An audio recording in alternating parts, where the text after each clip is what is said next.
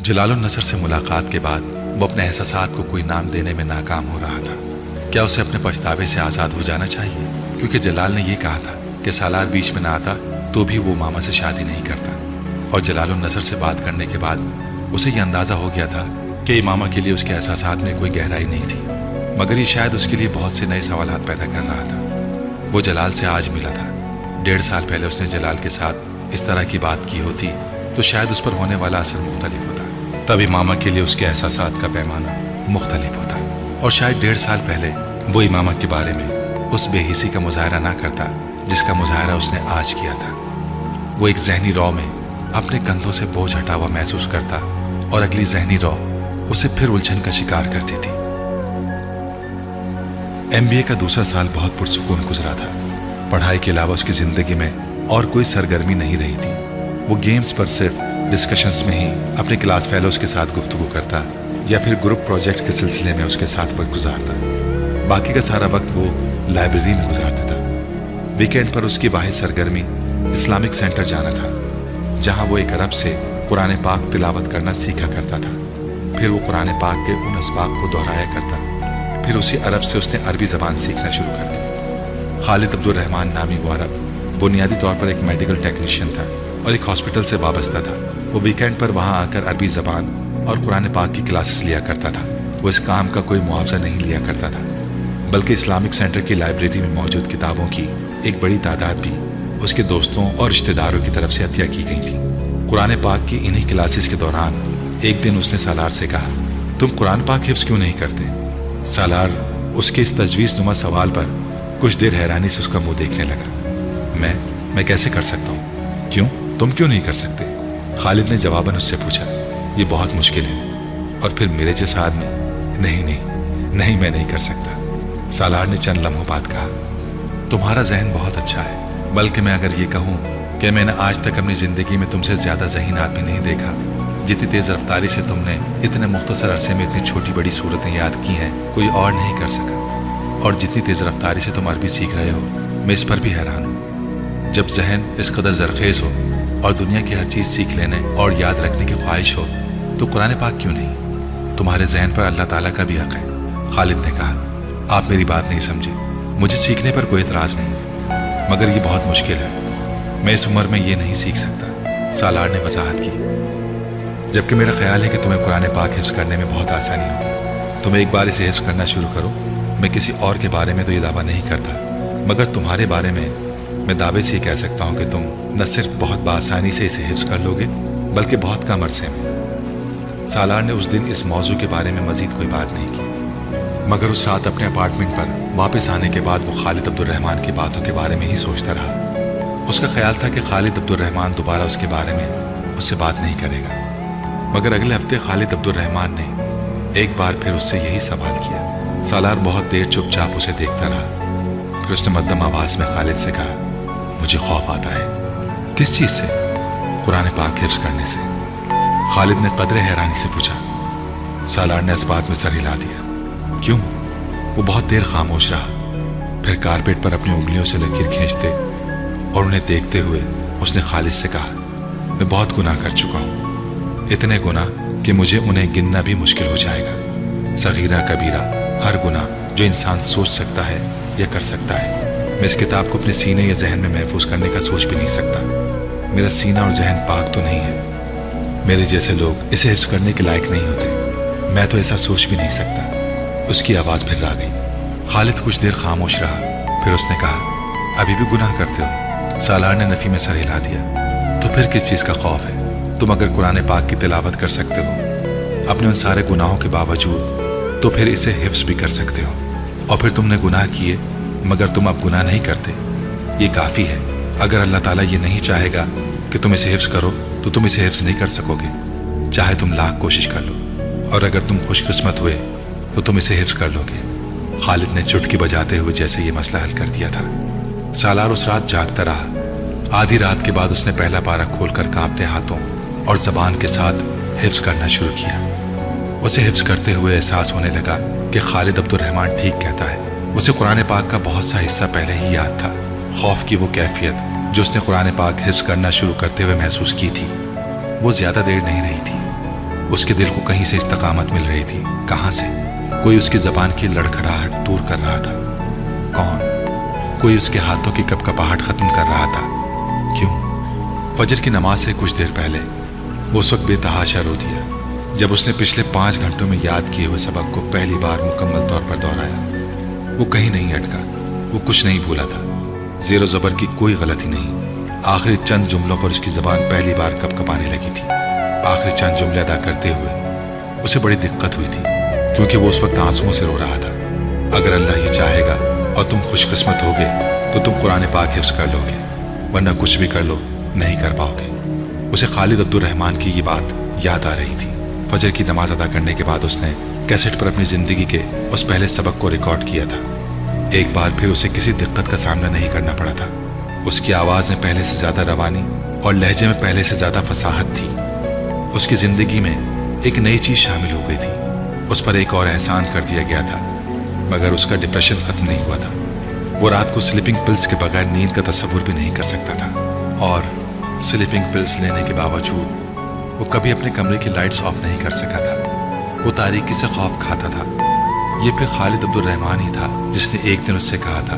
وہ اسے قرآن پاک کا سبق زبانی سنا رہا تھا اور اسے احساس ہو رہا تھا کہ خالد عبد الرحمن مسلسل اس کے چہرے پر نظریں جمائے ہوئے تھا. جب اس نے اپنا سبق ختم کیا اور پانی کا گلاس اٹھا کر اپنے ہونٹوں سے لگایا تو اس نے خالد کو کہتے سنا، میں نے کل رات تمہیں خواب میں حج کرتے دیکھا ہے. سالار منہ میں لے جانے والا پانی حلق میں اتار نہیں سکا. گلاس نیچے رکھتے ہوئے خالد کو دیکھنے لگا.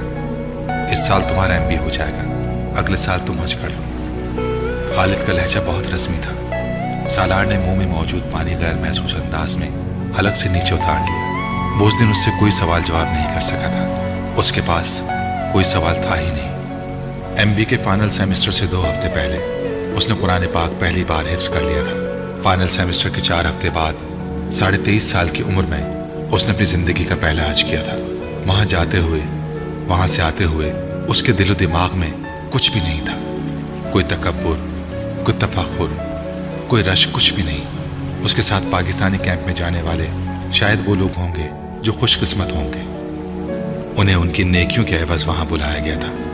وہ قرآن پاک حفظ نہ کر رہا ہوتا تو حج کرنے کا سوچتا بھی نہیں. جو شخص حرم شریف سے دور اللہ کا سامنا کرنے کی ہمت نہ رکھتا ہو، اس سے یہ توقع رکھنا کہ وہ کعبے کے سامنے پہنچ کر اللہ کا سامنا کر لے گا، وہ ہر جگہ جانے کو تیار ہو جاتا، مگر خانہ کعبہ جانے کی جرت نہیں کر سکتا تھا. مگر خالد عبد الرحمن کے ایک بار کہنے پر اس نے جیسے گھٹنے ٹیکتے ہوئے حج پر جانے کے لیے پیپر جمع کروا دیے تھے. لوگوں کو حج پر جانے کا موقع تب ملتا ہے جب ان کے پاس گناہ نہیں ہوتے، نیکیوں کا ہی انبار ہوتا ہے. سالار سکندر کو یہ موقع تب ملا تھا جب اس کے پاس گناہوں کے علاوہ کچھ بھی نہیں تھا. ہاں ٹھیک ہے، اگر میں گناہ کرنے سے خوف نہیں کھاتا رہا تو پھر اب مجھے اللہ کے سامنے جانے اور معذرت کرنے سے بھی خوف نہیں کھانا چاہیے. صرف یہی نہ کہ میں وہاں سر نہیں اٹھا سکوں گا، نظریں اوپر نہیں کر سکوں گا، منہ سے معافی کے علاوہ کوئی اور لفظ نہیں نکال سکوں گا، تو ٹھیک ہے، مجھے یہ سزا ملنی بھی چاہیے. میں تو اس سے بھی زیادہ شرمندگی اور بے عزتی کا مستحق ہوں. ہر بار حج پر کوئی نہ کوئی شخص ایسا آتا ہوگا جس کے پاس گناہوں کے علاوہ کچھ بھی نہیں ہوگا.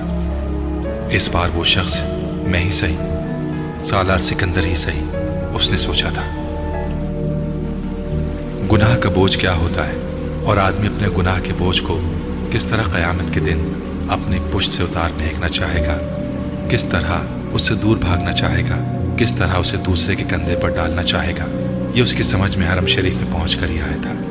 وہاں کھڑے ہو کر وہ اپنے پاس موجود اور آنے والی ساری زندگی کی دولت کے عوض بھی کسی کو وہ گناہ بیچنا چاہتا تو کوئی یہ تجارت نہ کرتا. کاش آدمی کسی مال کے عوض اپنے گناہ بیچ سکتا، کسی اجرت کے طور پر دوسروں کی نیکیاں مانگنے کا حق رکھتا. لاکھوں لوگوں کے اس ہجوم میں 2 سفید چادریں اوڑھے کون جانتا تھا سالار کون تھا، اس کا IQ لیول کیا تھا، کسے پرواہ تھی، اس کے پاس کون سی اور کہاں کی ڈگری تھی، کسے ہوش تھا، اس نے زندگی کے میدان میں کتنے تعلیمی ریکارڈ توڑے اور بنائے تھے، کسے خبر تھی. وہ اپنے ذہن سے کون سے میدان تسخیر کرنے والا تھا، کون رش کرنے والا تھا. وہ وہاں اس ہجوم میں ٹھوکر کھا کر گرتا، بھگدڑ میں روندا جاتا. اس کے اوپر سے گزرنے والی خلقت میں سے کوئی بھی یہ نہیں سوچتا کہ انہوں نے کیسے دماغ کو کھو دیا تھا، کس IQ لیول کے نایاب آدمی کو کس طرح ختم کر دیا تھا. اسے دنیا میں اپنی اوقات، اپنی اہمیت کا پتہ چل گیا تھا. اگر کچھ مغالطہ رہ بھی گیا تھا تو اب ختم ہو گیا تھا. اگر کچھ شبہ باقی تھا تو اب دور ہو گیا تھا. فخر، تکبر، رشک، انا، خود پسندی، خود ستائشی کے ہر بچے ہوئے ٹکڑے کو نچوڑ کر اس کے اندر سے پھینک دیا گیا تھا. وہ انہی علائشوں کو دور کروانے کے لیے وہاں آیا تھا. MBA میں اس کی شاندار کامیابی کسی کے لیے بھی حیران کن نہیں تھی. اس کے ڈپارٹمنٹ میں ہر ایک کو پہلے سے ہی اندازہ تھا. اس کے کلاس فیلوز کے پروجیکٹس اور اسائنمنٹس میں اتنا فرق ہوتا تھا کہ اس کے پروفیسرز کو یہ ماننے میں کوئی آڑ نہیں تھا. وہ مقابلے کی اس دوڑ میں 10 گز آگے دوڑ رہا تھا. اور MBA کے دوسرے سال میں اس نے اس فاصلے کو اور بڑھا دیا تھا. اس نے انٹرنشپ اقوام متحدہ کی ایک ایجنسی میں کی تھی. اس کا MBA مکمل ہونے سے پہلے ہی اس ایجنسی کے علاوہ اس کے پاس 7 مختلف ملٹی نیشنل کمپنیز کی طرف سے آفرز موجود تھیں. تم اب آگے کیا کرنا چاہتے ہو؟ اس کے رزلٹس کے متعلق جاننے کے بعد سکندر عثمان نے اسے اپنے پاس بلا کر پوچھا تھا. میں واپس امریکہ جا رہا ہوں. میں یونائٹڈ نیشنز کے ساتھ ہی کام کرنا چاہتا ہوں، لیکن میں چاہتا ہوں کہ تم اپنا بزنس شروع کرو یا میرے بزنس میں شامل ہو جاؤ. سکندر عثمان نے اس سے کہا، پاپا میں بزنس نہیں کر سکتا. بزنس والا ٹیمپرامنٹ نہیں ہے میرا. میں جاب کرنا چاہتا ہوں اور میں پاکستان میں رہنا بھی نہیں چاہتا. سکندر عثمان حیران ہوئے. تم نے پہلے کبھی ذکر نہیں کیا کہ تم پاکستان میں رہنا نہیں چاہتے. تم مستقل طور پر امریکہ میں ہی سیٹل ہونا چاہتے ہو. پہلے میں نے امریکہ میں سیٹل ہونے کے بارے میں نہیں سوچا تھا، لیکن اب میں وہیں رہنا چاہتا ہوں. کیوں؟ وہ ان سے یہ نہیں کہنا چاہتا تھا کہ پاکستان میں اس کا ڈپریشن بڑھ جاتا ہے. وہ مسلسل امامہ کے بارے میں سوچتا رہتا تھا. وہاں اسے ہر چیز امامہ کی یاد دلاتی تھی. اس کے پچھتاوے اور اس کے احساس جرم میں اضافہ ہو جاتا تھا. میں یہاں ایڈجسٹ نہیں ہو سکتا. سکندر عثمان کچھ دیر اسے دیکھتے رہے.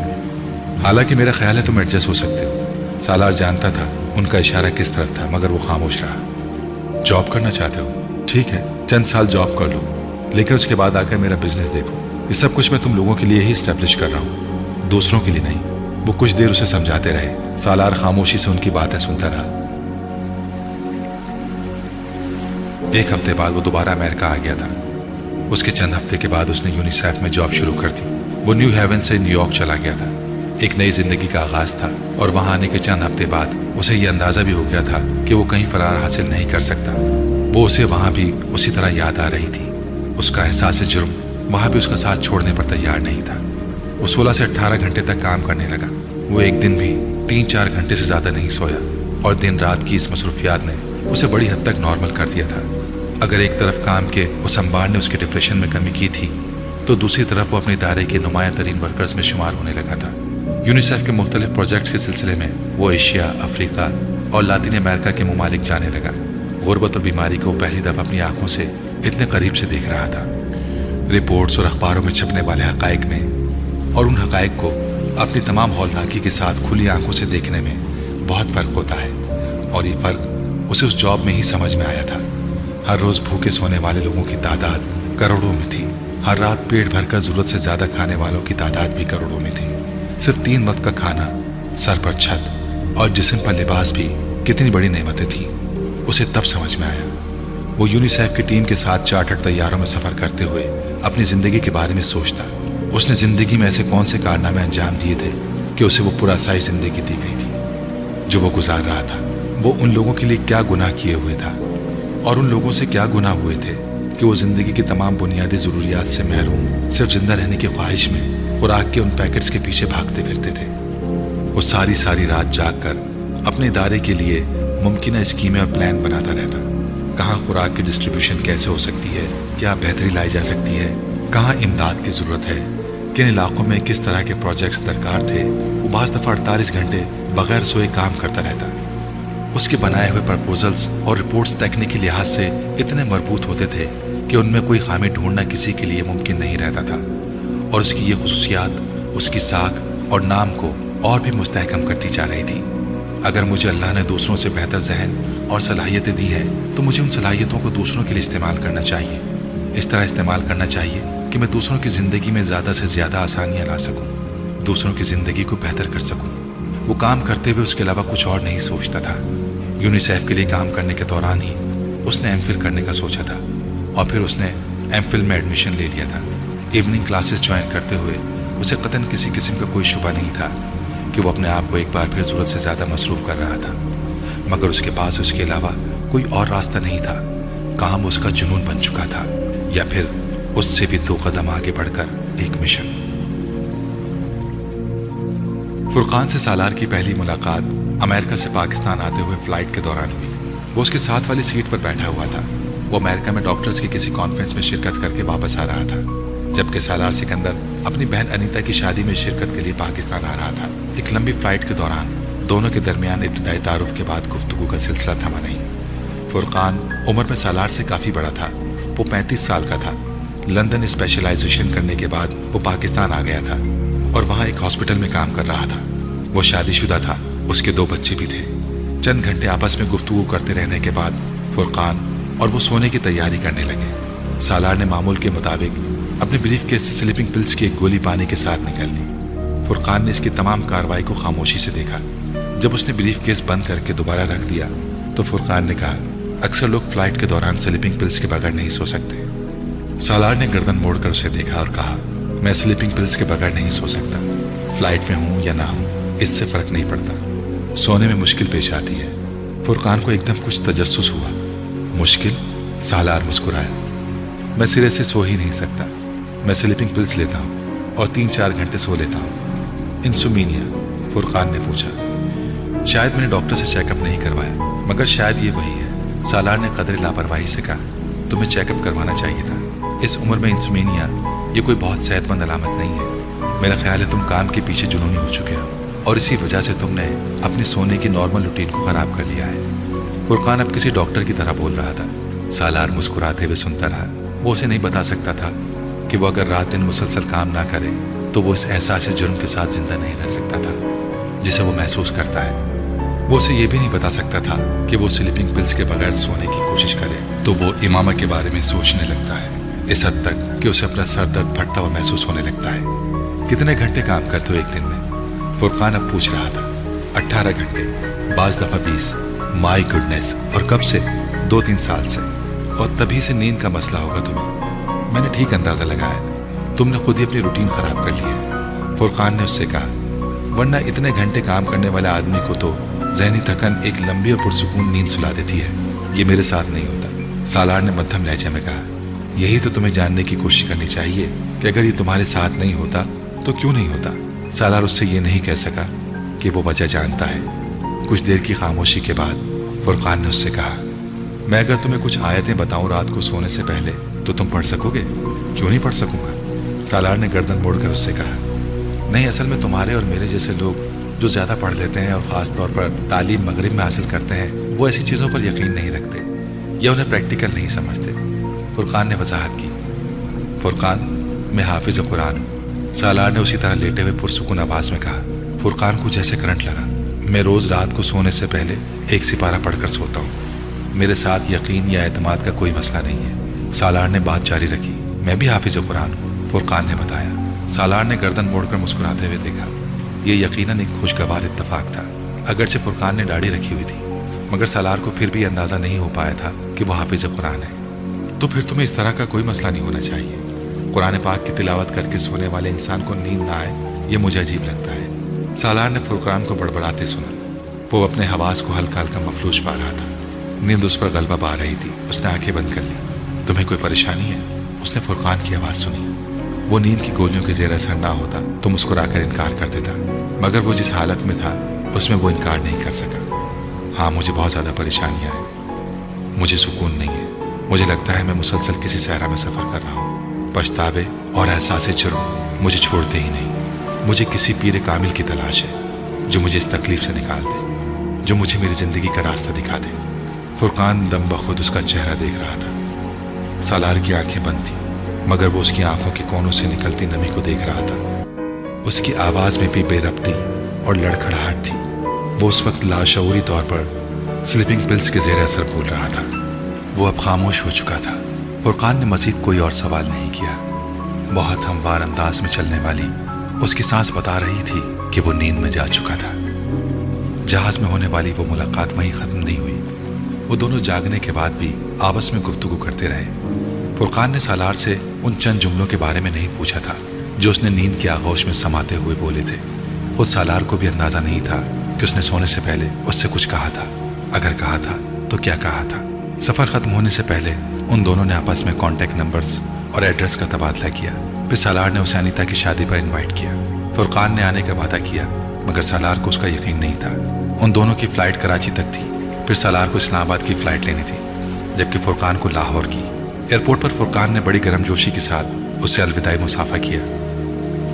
अनीता की शादी 3 दिन बाद थी और सालार के पास इन 3 दिनों के लिए बहुत से काम थे, कुछ शादी की मसरूफियात और कुछ उसके अपने मसले।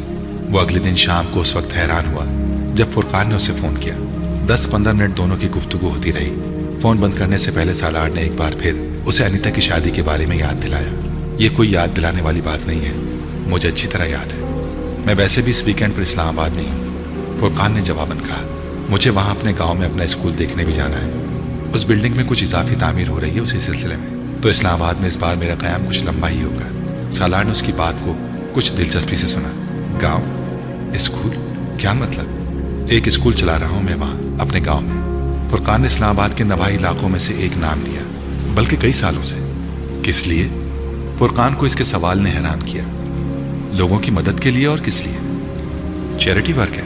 नहीं, चैरिटी वर्क नहीं है, ये मेरा फ़र्ज़ है, ये किसी पर कोई एहसान नहीं है। फुरकान ने बात करते करते मौजू बदल दिया। स्कूल के बारे में मज़ीद गुफ्तगू नहीं हुई और फ़ोन बंद हो गया।